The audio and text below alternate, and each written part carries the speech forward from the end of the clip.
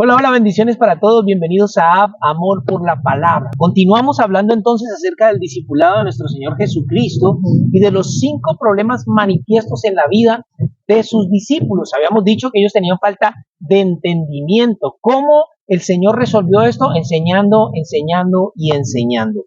También dijimos que les faltaba humildad. Y el Señor, ¿qué hizo? Les modeló la humildad a través del servicio. Les faltaban fe, entonces el Señor, ¿qué hizo? Hizo milagros, hizo sanidades, liberaciones delante de sus ojos para que ellos creyeran, pero además de todo eso les faltaba compromiso, y esto el Señor lo enfrentó a través de la oración. Hoy estaremos hablando acerca del quinto problema que manifestaron los discípulos, que es la falta de poder. Así es, y para eso tenemos que trasladarnos a Mateo 17, donde nos encontramos a 8 de los discípulos inútilmente intentando hacer una liberación por todos los medios y no pudieron. Así que el padre del hijo que estaba lunático, que estaban intentando liberar, se va para donde Jesús y le dice: Jesús, me traje a mi hijo a tus discípulos, pero ellos no pudieron liberarlo. Por favor, hazlo tú. Así que Jesús se enoja, los reprende, y en Mateo 17 les dice: respondiendo Jesús dijo: oh generación incrédula y perversa, ¿hasta cuándo he de estar con vosotros? ¿Hasta cuándo os he de soportar? Traédmelo acá. Y Jesús, por supuesto, lo liberó. Yo solamente pienso cómo se sentirían de avergonzados claro, los discípulos, porque allá había una gran multitud y ellos quedaron mal porque no pudieron hacerlo. En el versículo 19 dice: viniendo entonces los discípulos a Jesús aparte, le dijeron: ¿por qué nosotros no pudimos echarlo fuera? Ahí se está evidenciando la falta de poder. ¿Qué tal esa escena? Increíble. No, es que piensa en esto. El Señor Jesús está en el monte transfigurándose delante de Jacobo, Pedro y Juan, que les falta fe, obviamente, y esa transfiguración no fue otra cosa que manifestárseles a ellos así para que ellos creyeran que realmente era el Hijo de Dios. De hecho, una nube viene donde están ellos, y de la nube la voz del Padre diciendo: este es mi Hijo, en el cual tengo complacencia, a él oíd. Entonces él está resolviendo la falta de fe de estos 3. Cuando baja del monte se encuentra con estos 8 que no pueden echar fuera un demonio. O sea, increíble la situación, y a veces nosotros, cuando discipulamos personas, nos podemos encontrar con esta misma situación. Estamos tratando con problemas de algunos discípulos, pero por acá tenemos problemas de otros. De verdad que la pregunta que podríamos hacer aquí es: ¿qué hizo el Señor Jesús en este caso? O sea, los bajó de los 12, los cambió.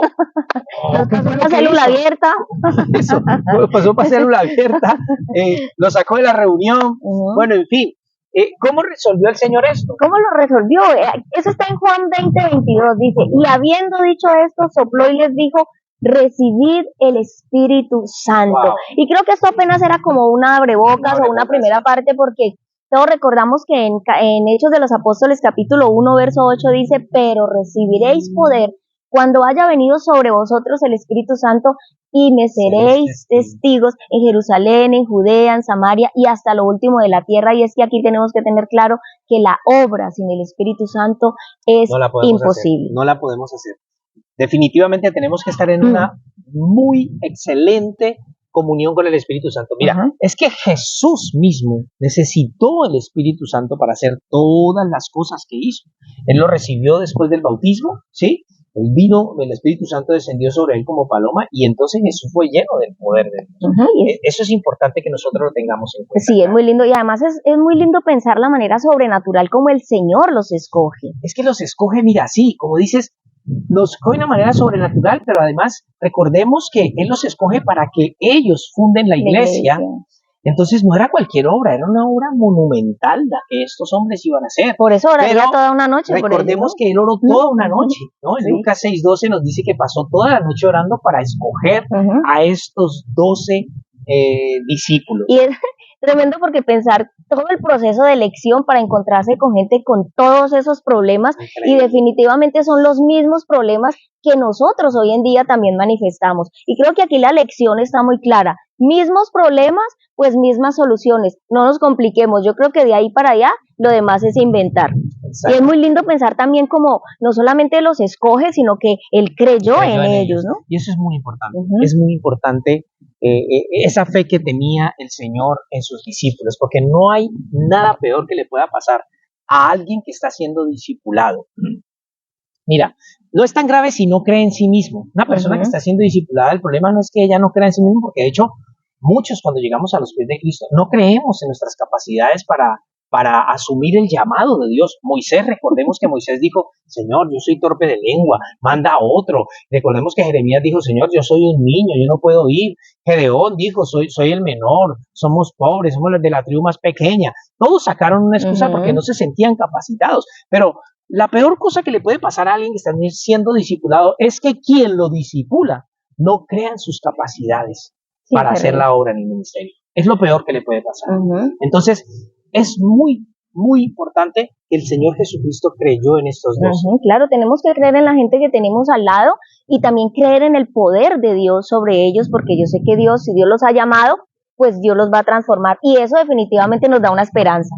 Nos da una esperanza. Hay esperanza.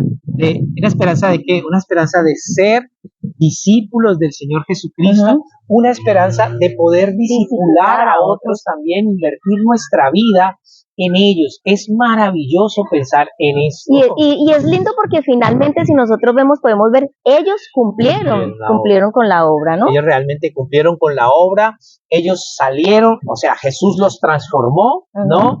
Ellos salieron y transformaron el mundo. Y yo es creo algo que, maravilloso. Y pasó, bueno, cuando ellos salen a hacer la obra, todos los que estaban al lado se maravillaban. Mira lo que dice Hechos de los Apóstoles 4:13. Entonces, viendo el denuedo de Pedro y de Juan y sabiendo que eran hombres sin letras y del vulgo, se maravillaban y les reconocían que habían estado con Jesús. Y yo creo que de este versículo no solamente tenemos que resaltar lo que veían los demás, la tremenda transformación que había logrado en sus vidas, porque decían, pero ¿de dónde? Si no tienen estudio, no participaron en ninguna escuela conocida, no, nosotros no hemos visto ningún proceso de formación en ellos. Ellos cuando salen, ellos salen siendo como Jesús, ¿sí?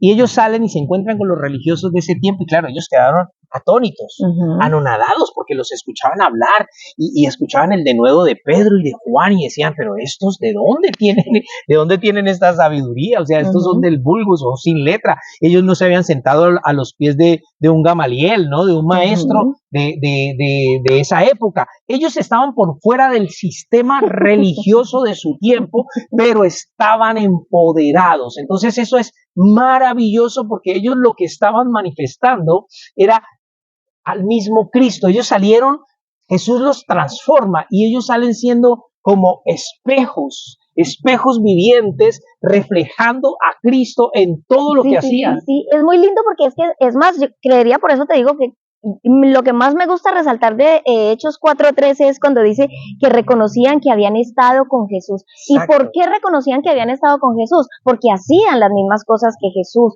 hablaban como Jesús, hacían los milagros que hacía Jesús, hacían toda la obra como la hacía Jesús. Y es que cuando estamos con Jesús, definitivamente se nos tiene, se nota, eso se nota. Tiene que notar. De ellos hecho, cumplieron.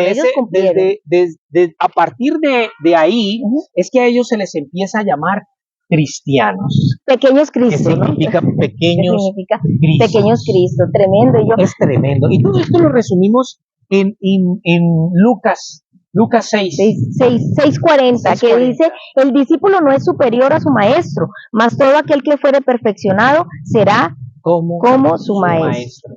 Entonces, claro, ellos, ¿qué hacen? Ellos, esto es maravilloso, porque ¿sabes qué? Ellos salen, y entonces, cuando salen, son como su maestro, son como el Señor Jesucristo en todas las cosas que hacen. ¿Y sabes una cosa? Yo creo que ellos se graduaron. Y el día de su graduación está en Juan capítulo 15, cuando Jesús les dice, ya no os llamaré más siervos, ahora os llamaré amigos. Qué lindo. Wow, yo creo que eso tuvo que haber sido una noche especial. Esa noche en el aposento alto, antes de que el Señor Jesús fuera a la muerte, Él les entregó su certificado de graduación. Finalmente terminaron graduándose y escuchan, ellos fueron transformados por el poder de Dios y ellos transformaron el mundo. Es maravilloso. Esos 12, ellos transformaron el mundo, estuvieron con Jesús Y cuando terminó estos 3 años, porque es que Jesús invirtió 3 años en ellos, y cuando estos 3 años terminaron, ellos eran como su maestro. Y esto, aquí yo quiero hacer una aclaración. Esto es algo que no solamente se consigue estando sentado en un salón de clases. Esto no se consigue ahí. No que no haya que hacerlo, pero sí, es eso. Nos podemos quedar cortos. Una pequeña parte del discipulado puede ser eso. Pero esto se consigue, este tipo de entrenamiento se logra cuando nosotros caminamos al lado de un hombre piadoso. Y le vemos hablar, y le vemos orar, y le vemos servir, y le vemos ayudar, y le vemos hacerlo todo. Y nos modela su humildad, y nos modela su servicio, y nos modela todas sus cosas. Esa es la forma. Entonces, es maravilloso porque, ¿sabes qué?